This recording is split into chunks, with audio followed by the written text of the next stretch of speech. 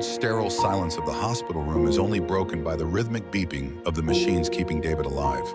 A young man who once was full of life now lies in a coma, trapped in a liminal space between life and death. His body lies motionless, but his mind is a vast, unexplored territory, suspended in a state of unknowing. The world around him has become a blur, a distant echo. Outside the room, his family holds on to hope, but even they are beginning to lose faith. They've spent months sitting by his side, talking to him, praying, hoping that one day, somehow, he would wake up. The doctors are at a loss. They've tried everything they know, but David's condition remains unchanged. No one knows why he hasn't woken up, why his body won't respond. His mind, however, is a different story.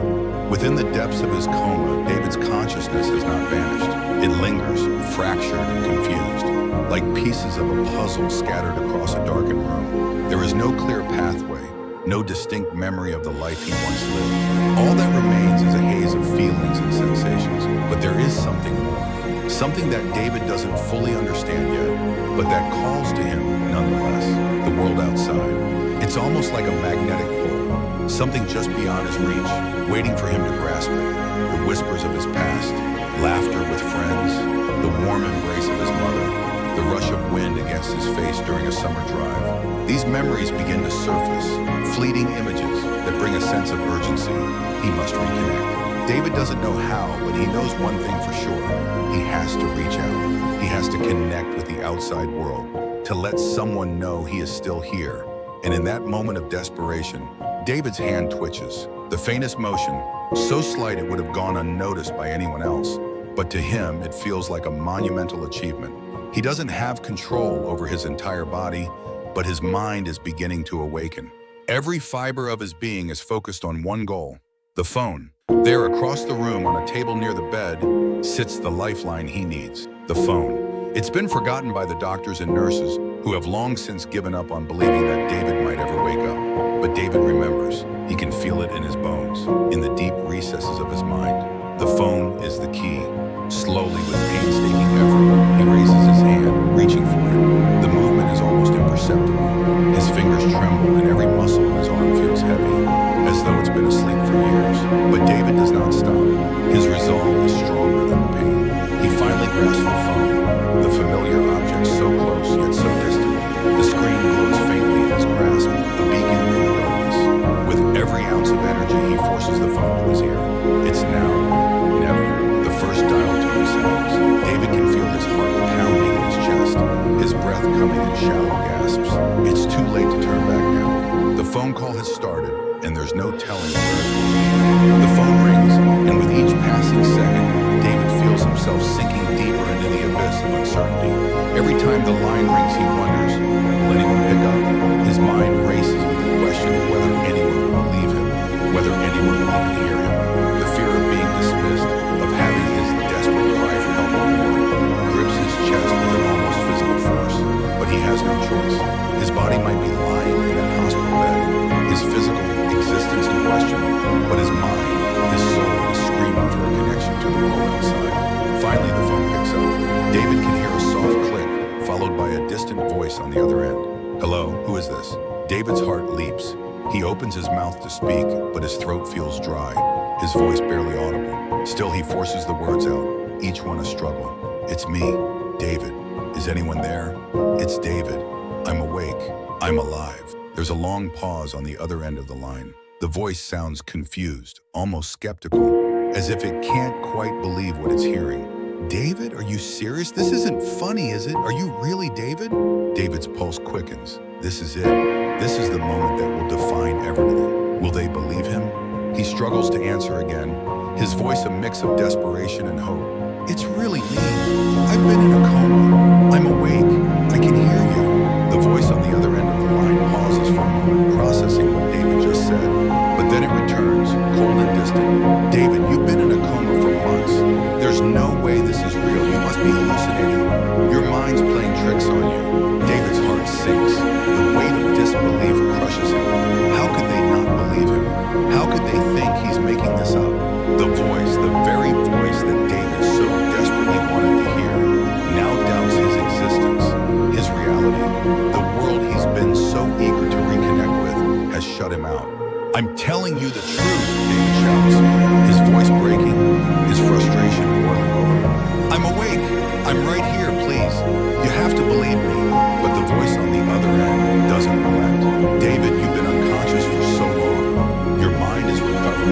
And this is just a side effect of that. We need to get you medical help. David's words feel like they're being swallowed by a whale. The weight of isolation, the unrelenting feeling that no one will listen to him, grows heavier. He's fighting for his life, fighting for someone to believe him, and yet no one seems to care. No one is hearing him. It's as if he's invisible. For a brief moment, David considers giving up. What's the point? If no one believes him, if no one will hear his voice, then what does it all mean? His grip on the phone loosens. The connection with the outside world seems so far away now, so unreachable. But then, a new voice interrupts the silence. David, listen to me carefully. The voice on the other end is no longer the skeptical tone he had heard before. It's cold, calculated. You don't know what's happening, do you? The coma, the phone calls, it's all part of something bigger, something you don't understand. David freezes. The voice seems so sure, so confident, but he doesn't know who this person is. The coldness in their tone sends a shiver down his spine. What do you mean? Who are you? The voice on the other end doesn't answer directly. Instead it says, the real question is, who are you, David? You're not who you think you are. David's heart races. The words hit him like a slap. Not who I think I am. What does that mean? The voice continues. You've been living in a lie. The David you remember, the David you think you are, he's gone. The truth is far more complicated. David's mind races. He's trying to process what's being said, but it doesn't make sense. What are you talking about? This doesn't make any sense. The voice is calm, almost patronizing. I think it's time you understand, David. You've been in a coma for much longer than you realize. The world you think you're waking up to, it's not the same one. You've been left behind, abandoned. David's breath catches in his throat. Abandoned? He's starting to feel like he's unraveling. Is this real? Could it be that everything he thought he knew, his life, his memories, is nothing more than a shattered illusion? The voice continues. It's time for you to wake up, David. The truth is waiting for you, but it's not the truth you want to hear. It's the truth you need to understand. David's heart races, the overwhelming weight of the conversation bearing down on him like a suffocating cloud. Every word from the mysterious voice twists and warps his understanding of himself and the world he thought he knew. His mind is reeling, torn between disbelief and a growing sense of inevitability. The voice, calm and detached, speaks again, each syllable landing like a hammer blow. You've been living a lie, David, the voice says, its tone dark and calculating. The life you think you've lived, it's not yours. You are someone else, someone long forgotten. David's breath hitches. His thoughts become a blur. Someone else? His own mind struggles to reconcile the words. The weight of the accusation is too much to bear, yet it's the one thing that feels oddly real. His past, the life he remembers, everything seems suddenly like a fleeting illusion. The person he thought he was, his memories, the relationships, all of it begins to unravel like a thread being pulled from an old sweater. What are you talking about? David finally manages to crow. I am David. This is my life. You're lying. I remember everything. I remember my parents, my friends, my job. I remember who I am. But the voice on the other end is relentless. It doesn't hesitate. You think you remember. You think you know who you are. But what you don't understand is that everything you've been told is a fabrication. You've been living someone else's life, someone else's memories. The David you think you are, he died a long time ago. David's pulse thunders in his ears. He grips the phone tighter, feeling its weight like it could ground him in some way. But the voice continues, each word unraveling his sense of identity bit by bit. Don't you remember? The voice presses. The accident, the disappearance. You were in that accident, David. You've been in a coma for far longer than you think. The life you remember, it's a lie. It's someone else's life. Your memories, your identity, it's all been taken from you. David's mind spins faster. The accident, he searches his memory, trying to recall anything, any incident that could explain what this voice is saying. But all he finds is an empty void, a missing piece in his life. There's a gap, a void in his past that he can't fill. He's reaching for something that's not there. Who am I? David asks, his voice trembling with fear. What's happening? I need to know. Tell me what's real. The voice's response is chillingly calm. The real David died in that accident. What's left is just a shadow, a replacement, a ghost of what used to be. The real question is, Do you want to know the truth, or do you want to keep living this lie? David feels his world tilting. The walls of the hospital room seem to close in on him. His body feels lighter, as if the weight of his own existence is being stripped away. The words are too much, and yet they feel undeniable. Could it be true? For the first time, David begins to feel the terrifying possibility that he may not be who he thought he was. He's never questioned his identity before. He's never doubted his past, his family, his experiences. But now, in the face of these revelations, everything feels uncertain. What do you want from me, David's voice cracks as he asks, "Why are you doing this? Who are you? Why are you telling me this now?" The voice laughs, but it's not kind. It's hollow, echoing with a sense of finality. "I'm not the one who's been lying to you. I'm just the messenger. The truth is here, David. It's been here all along. You've been waking up piece by piece, but now it's time to face it fully. You're not who you think you are, and I think deep down you know that." The floor beneath David's feet seems to fall away. The walls of the room, once familiar and comforting, now feel cold, distant. His vision starts to blur, and he feels dizzy. His mind swimming with images of his past, his family, his childhood, the people he loved, but none of it makes sense anymore. It's as if the edges of his memories are fraying, slipping through his fingers like sand. "Tell me everything," David demands, his voice almost pleading now. "Tell me the truth. Who am I?" The voice pauses for a long moment, allowing the tension to build. Then, with chilling clarity, it responds, "You are the replacement, David. You are the one who took his place. The world thinks you are the same person, but you're not. And now you have to live with that truth." David's breath catches in his throat. The replacement? He looks around the room as if expecting the walls to offer him answers. The hospital bed, the sterile walls, the machines, everything is the same. And yet, nothing feels real. His mind is a maze of confusion and fear. He tries to grasp onto something solid, something familiar, but it's slipping away. What happened?" David asks, his voice barely audible. "How did this happen? How am I still here?" The voice softens, but only slightly, as if acknowledging his struggle. "It doesn't matter how.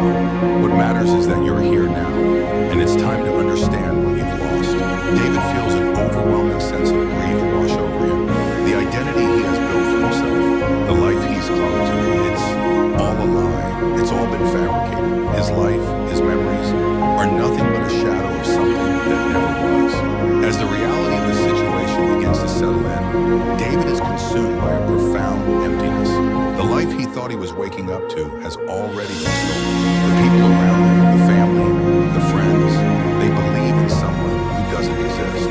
And David, he is just a ghost, left to navigate a world that no longer makes sense. Suddenly, the phone slips from David's hand, the connection cutting off with a sharp click. The silence that follows is deafening. He is left alone in the darkness of his mind, with no answers, no certainty, only the haunting realization that the person he thought he was, the person everyone believed he was, is gone. The silence lingers, heavy and oppressive, as David lies still in the hospital bed. His mind is numb, struggling to process the gravity of everything he's just learned.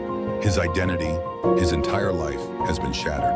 The person he thought he was no longer exists, and the truth is a burden too heavy to bear. He is caught in the terrifying limbo between reality and illusion, a man without a past and a future that no longer holds meaning. Just as the weight of the truth becomes unbearable, the door to the room opens. His family rushes in, their faces filled with relief and concern, but they don't see what David sees. They don't understand the truth that has just been revealed to him. They don't see the shattered fragments of his identity, the pieces of a life that no longer belong to him. David's eyes meet their gazes, but he can't bring himself to speak. How can he? How can he explain to them that the man they know, the son, the brother, is not who they think he is? That he is a stranger, a shadow of someone lost? As they gather around him, oblivious to the storm raging inside him, David feels the final realization settle in. He is alone. He is no longer David. The world he thought he knew, the world that he thought he could return to, is no longer his. The truth, the real truth, is far darker than he ever imagined. And now David is left to confront a new reality, one where everything he thought he knew is gone, replaced by an identity that feels foreign, uncomfortable, and irrevocable. The phone call, once a lifeline, has become a doorway to a truth he cannot escape. And as his family comforts him, thinking he is finally waking